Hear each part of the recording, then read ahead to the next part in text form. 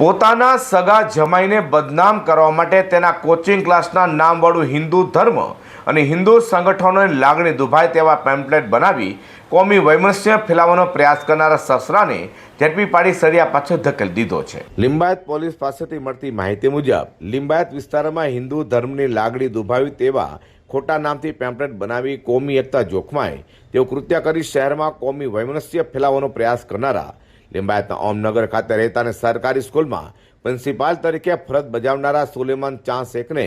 ગણતરીના કલાકોમાં પોલીસે ઝડપી પાડ્યો હતો અને પૂછપરછ કરતા સુલેમાન ચાંદ શેખે જણાવ્યું હતું કે તેના જમાઈને અપમાનિત કરવા માટે હિન્દુ ધર્મ અને હિન્દુ સંગઠનોની લાગણી દુભાય તેવા તથા કોમી એકતા જોખમાય તેવા કથનોવાળું કોચિંગ ક્લાસના નામથી ફેક પેમ્પલેટ બનાવી વાયરલ કર્યું હતું। તો લિંબાયત પોલીસે કોમી વૈમનસ્ય ફેલાવવાનો પ્રયાસ કરનારા સસરા કે જે સરકારી સ્કૂલમાં પ્રિન્સિપાલ તરીકે ફરજ બજાવે છે તે સુલેમાન શેખને ઝડપી પાડી સળિયા પાછળ ધકેલી દીધો છે।